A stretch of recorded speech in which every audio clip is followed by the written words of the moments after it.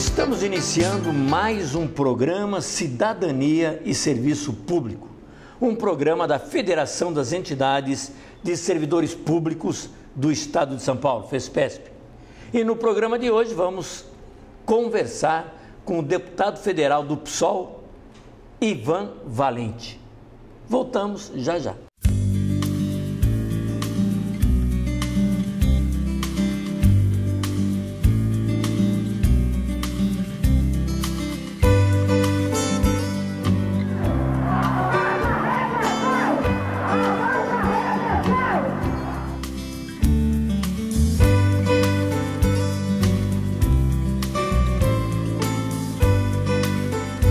Estamos pedindo aquilo que nos é de direito.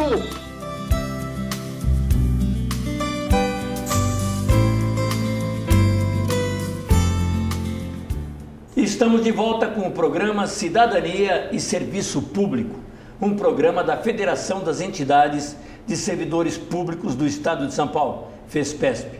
E hoje estamos aqui com o deputado Ivan Valente, batendo um papo sobre as coisas do Brasil, né, deputado? Deputado Ivan Valente, engenheiro, professor e deputado federal. Foi deputado estadual também, participou da fundação do PT também, né, deputado? Sim. E depois participou também da fundação do PSOL, Partido Socialismo e Liberdade. Deputado, e como é que vai a vida pública primeiro? Bem, queria cumprimentar todos os amigos aí da FESPESP, agradecer aqui por estar novamente conversando com os telespectadores e dizer que nós estamos vivendo, sem dúvida, aí uma profunda crise econômica, política, social e também moral, né? Então, o Brasil hoje precisa de respostas que atendam aos anseios da classe trabalhadora e do povo brasileiro. Então, uma imensa ansiedade por soluções da crise. Só que nem o governo, nem a oposição de direita dão soluções para a crise. Porque, no nosso ponto de vista, quando se mexe com a economia brasileira, né, você tem que ter soluções que sejam distributivas de renda, né, acabar com as desigualdades sociais, né, e fazer reformas estruturais que garantam direitos para o povo brasileiro, que é a saúde pública, gratuita e de qualidade, como direito cidadão e dever do Estado. A saúde pública e a educação estão garantidos na Constituição, mas, na verdade, não viram prioridades nacionais.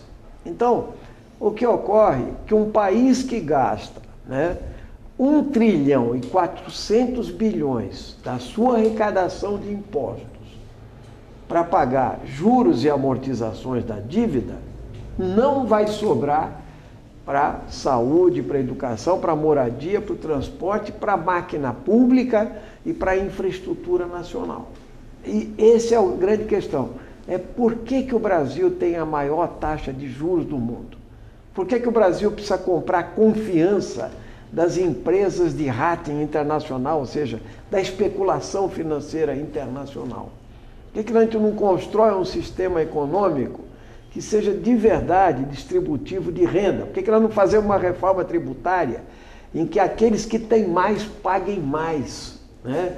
Por que nós temos um sistema tributário em quem é taxado é a classe média assalariada e os assalariados que pagam o INSS, quando na verdade não se taxa nem a propriedade, nem o rentismo econômico no nosso país? Então, isso tudo precisa se discutir no Brasil. Só que quem comanda o país é o capital financeiro, tanto o governo do PSDB, que governou por 8 anos, e agora o governo do PT, que governa há 13 anos, se renderam à especulação financeira e, sem dúvida, o Brasil precisa de mudanças estruturais, que é o que nós propusemos lá várias vezes. Agora, o governo do Lula, o governo da Dilma, se propõe exatamente a fazer esse caminho, né? Exatamente. De melhoria da população, de melhoria de renda, eliminar a fome. O que aconteceu, deputado? Aqui no Brasil nós temos um problema estrutural de distribuição de renda. O que o governo Lula fez, né, foi partir para algo que não modificou a estrutura de distribuição de renda. Ele apostou no consumo, né?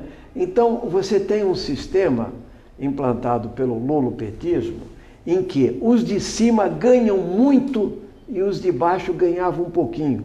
Então o aumento real do salário mínimo, o Bolsa Família, Minha Casa Minha Vida, o ProUni, o Pronatec e etc. Só que você não resolvia os problemas, você não aumentava a oferta da universidade pública, gratuita e de qualidade, com ensino, pesquisa e extensão, você realmente não conseguia fazer um sistema de distribuição de renda e atacar o capital rentista, o capital internacional. Então, os bancos sempre lucraram, sempre. No governo Fernando Henrique, no Collor, no Sarney, o capital financeiro vem acumulando cada vez mais. Vou dar um exemplo. Este ano passado, o governo Dilma, com toda a crise já anunciada, os 5 maiores bancos tiveram um lucro de 70 bilhões de reais. Só o Itaú, 20 bilhões. Né? Hoje, se pegar os jornais, você vai ver o seguinte: as tarifas bancárias aumentaram 169%. O sistema exportador brasileiro se tornou dependente das commodities internacionais. O que é isso? Nós exportamos para a China, para os Estados Unidos, para a Europa e assim por diante. Só que nós exportamos só produtos primários, commodities, que não têm valor agregado. Então, qualquer queda da produção chinesa causa um estrago grande aqui no Brasil, porque nós não temos divisas. Segundo, nós exportamos uma saca de café para a Alemanha, ela vai lá, processa o café, nos manda um sachê de café numa máquina pronta que tem 10 vezes o valor agregado do que nós exportamos. Então, o modelo brasileiro, que é predatório, causado pela bancada ruralista na Câmara dos Deputados, entende? É um modelo concentrador de renda, de riqueza e de terra, né? E nisso, o que eu quero dizer é o seguinte: o lulismo pensou que isso ia ser eterno.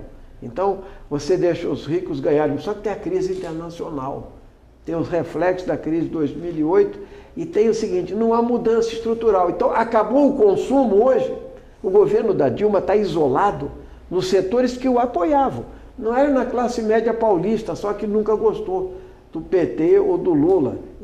Não, é nos setores que ele julgou como seus beneficiários, porque eles não fizeram mudanças estruturais na sociedade brasileira. A outra questão é política, que é o seguinte: você tem uma composição de Congresso Nacional, que é uma composição super conservadora, com bancadas do fundamentalismo religioso, a bancada da bala, que quer armar a população, mesmo diante de desastres esses como nos Estados Unidos agora, que o sujeito tinha 9 armas, invade uma escola, mata 10, 20 pessoas de uma vez só. Aqui tem gente querendo armar a população, quer dizer, ou seja, transferir armas para a criminalidade, para aumentar a violência.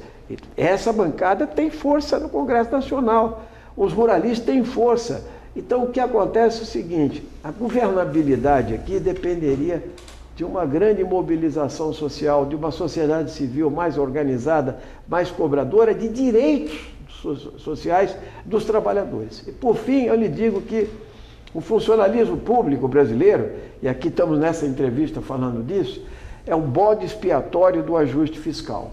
Então, toda vez que você fala, nós vamos ter que cortar gastos, você não corta, você não fala em taxação de grandes fortunas, você não fala em taxação de heranças, você não faz auditoria da dívida pública, você não faz uma reforma tributária progressiva. Você fala: eu vou cortar funcionários públicos, eu vou cortar direitos dos trabalhadores e, evidentemente, dizer que a máquina pública está muito inchada, etc.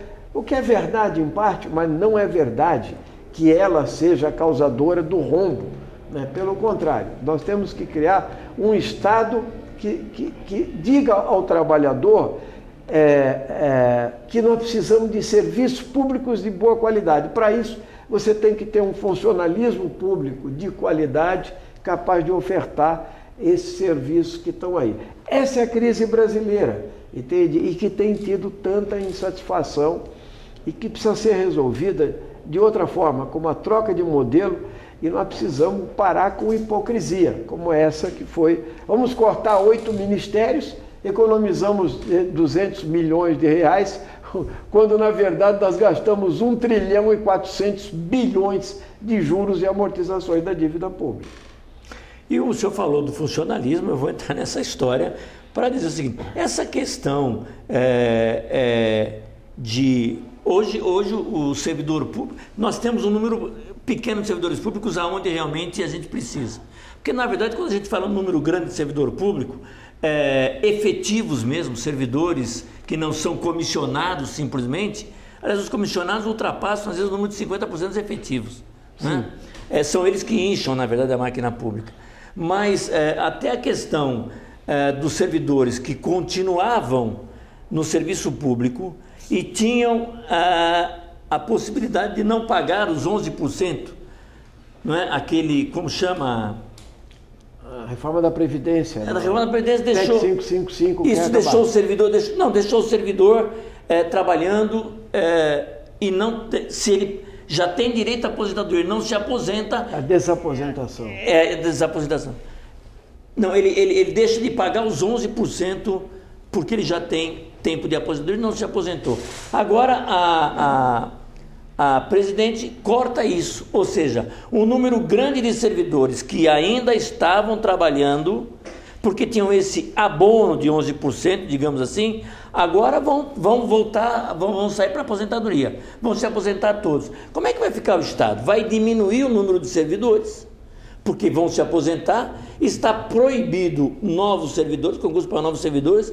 Hoje nós já temos problemas, como o senhor disse, na saúde, na educação. Como será o Estado? Então, Gózio, primeira coisa é o seguinte, eu acho que nós defendemos, o PSOL particularmente, o seguinte, o concurso público é um grande avanço, né, em matéria de republicanismo, né, em avanço do serviço público, da qualidade do atendimento e etc.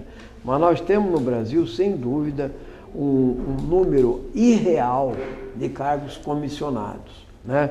Não seria necessário tantos cargos comissionados. O cargo comissionado é aquele para dar sequência a um determinado tipo de política. Agora, para tocar o conjunto da política, você tem os servidores concursados em qualquer ramo, em qualquer local. A segunda questão é o próprio tamanho da máquina pública, porque há uma campanha diuturna daqueles setores liberais que acham que o Estado é inchado no Brasil, etc. Mas, veja, se você quiser ter um sistema único, público de saúde universal, você tem que ter profissionais que atendam essas pessoas, entende? Com direito a uma boa saúde, a qualidade de vida e assim por diante. Se você quer ter um sistema educacional público, você tem que ter servidores. Cada poder tem o seu funcionalismo próprio. A Receita Federal no Brasil, por exemplo, na Itália, ela chega a ser 8 vezes maior do que o número de servidores brasileiros, um país que tem 60 milhões de habitantes, mas está lá para arrecadar. Enquanto a dívida ativa nossa aqui está em mais de 1 trilhão de reais, pode ser cobrada, e ninguém fala nisso, no meio da crise.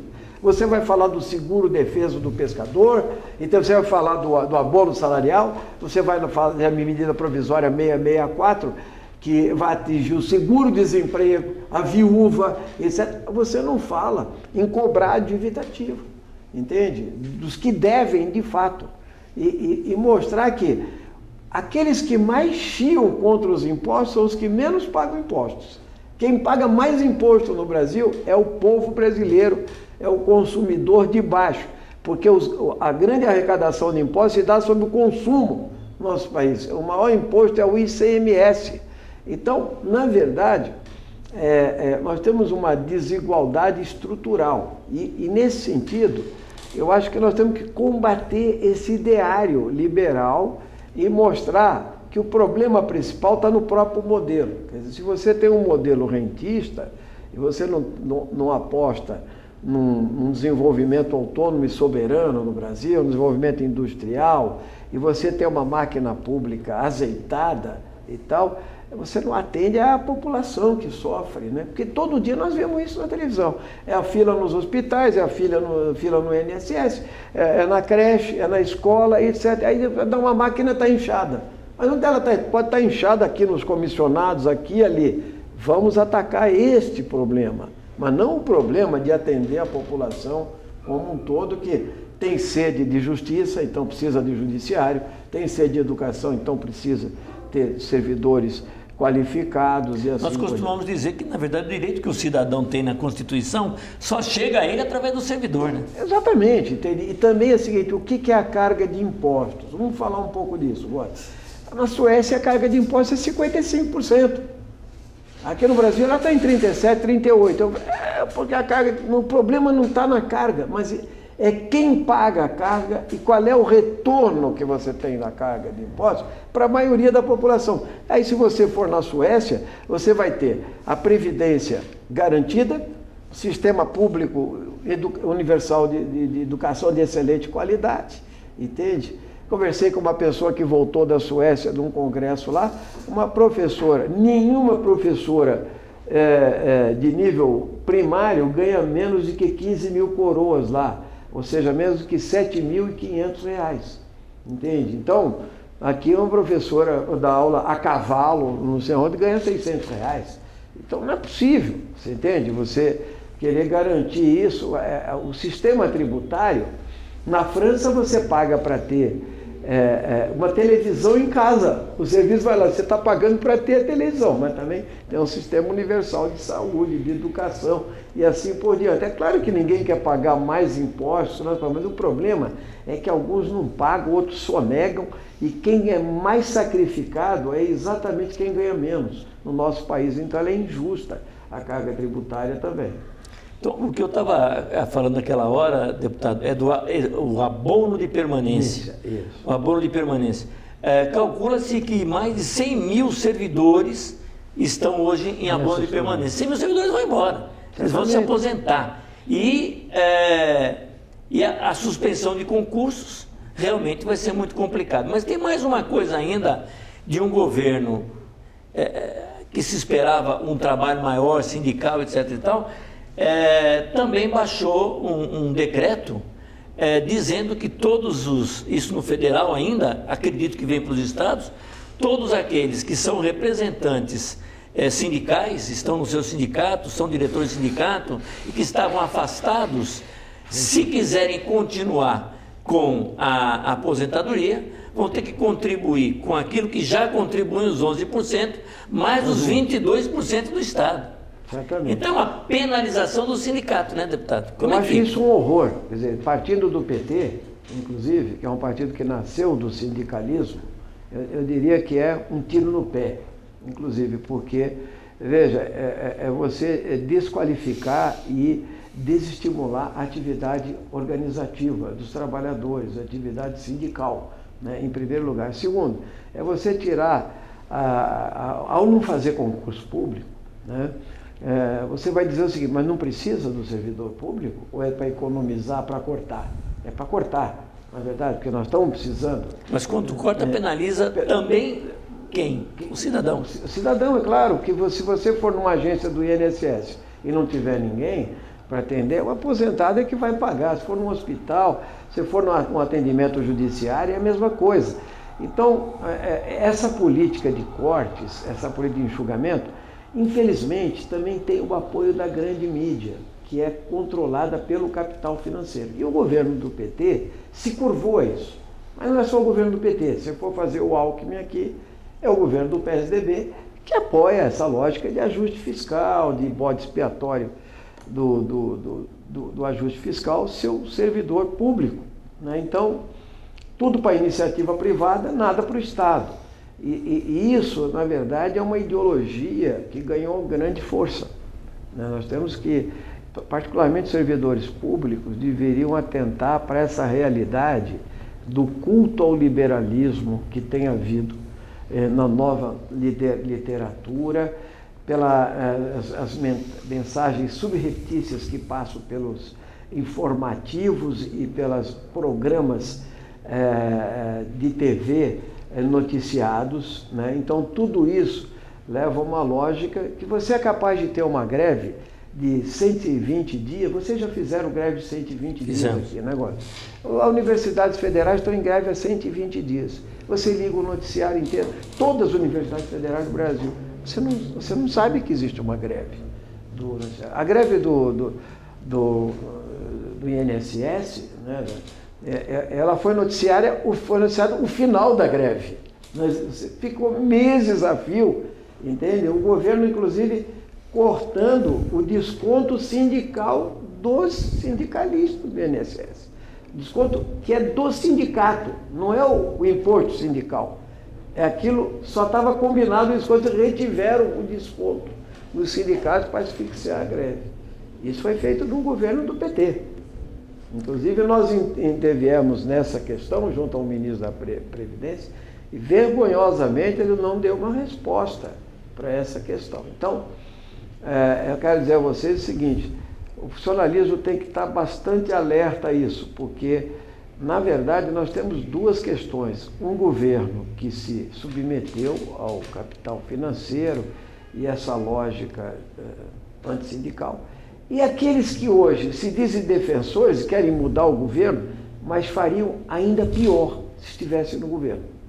Porque a política é liberal, a política é antissindicato, é uma política para que os grandes continuem lucrando. Essa que é a questão que nós temos que martelar. Quer dizer, é preciso que os direitos dos trabalhadores sejam preservados. Acabamos de conversar com o deputado federal Ivan Valente, mas a nossa conversa com ele não termina aqui. No próximo programa ainda continuaremos esse papo com o deputado Ivan Valente. Fique agora com o nosso noticiário.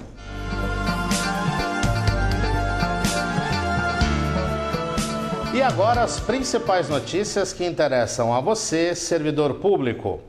O Instituto MOSAP, Movimento dos Servidores Aposentados e Pensionistas, está preparando uma grande mobilização no Congresso Nacional para o próximo dia 11 de novembro, em defesa da proposta de emenda constitucional número 555/2006, que você, telespectador, já sabe, se aprovada, extingue gradativamente a contribuição previdenciária dos servidores aposentados e pensionistas. A FESPESP faz parte dessa luta juntamente com todas as entidades da Frente Nacional São Paulo e em defesa da Previdência. A Diretoria da Pública Central dos Servidores esteve reunida na última terça-feira, dia 6 de outubro, em Brasília, para tomar uma série de decisões em favor da categoria, neste momento em que diversas medidas do governo federal visam justamente a prejudicar o funcionalismo. Entre elas, a PEC que extingue o abono de permanência, os 11%, que são restituídos aos servidores que, mesmo com condição de aposentar, permanecem exercendo as suas funções no serviço público. Diversos diretores da FESPESP fazem parte da diretoria da Pública, entre eles o presidente José Gozzi, que ocupa a terceira vice-presidência daquela central e que esteve presente a esta reunião.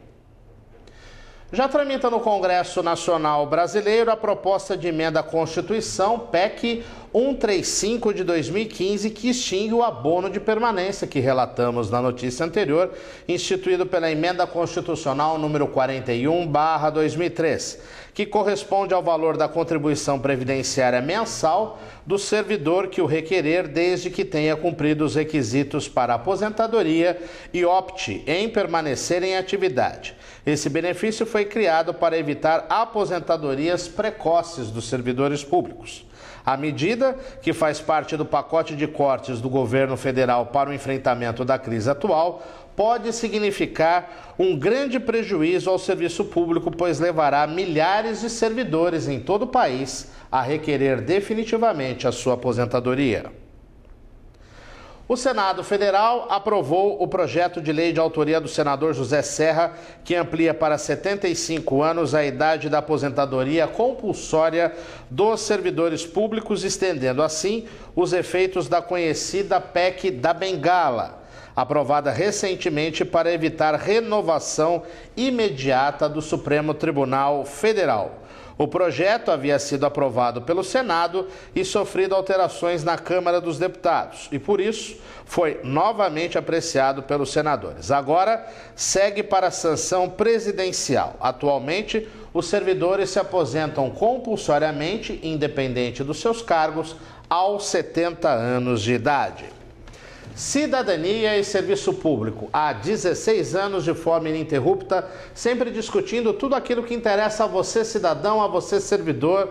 E você já sabe, você liga para o nosso telefone 11 3104 3836, manda os seus e-mails para fespesp@fespesp.org.br e visita o nosso novo site na internet, atualizado sempre com tudo aquilo que interessa a você, cidadão, a você, servidor, no novo endereço www.fespesp.org.br. E eu convido também você a nos visitar nas redes sociais Facebook, Instagram e também na rede Twitter. Basta procurar por Federação Fespesp e você terá atualizações diárias de tudo aquilo do trabalho que a Federação vem realizando em defesa dos servidores públicos do Estado de São Paulo e de todo o Brasil. Em relação ao programa de TV, você já sabe, todos os domingos às 9 da noite, você pode acompanhar online diretamente do site da TV Aberta e depois arquivado no nosso canal do YouTube, no bit.ly/TV Fespesp, e aí você vai poder rever os programas Cidadania e Serviço Público quantas vezes quiser, em qualquer lugar do mundo. Uma boa semana a todos e até o próximo programa.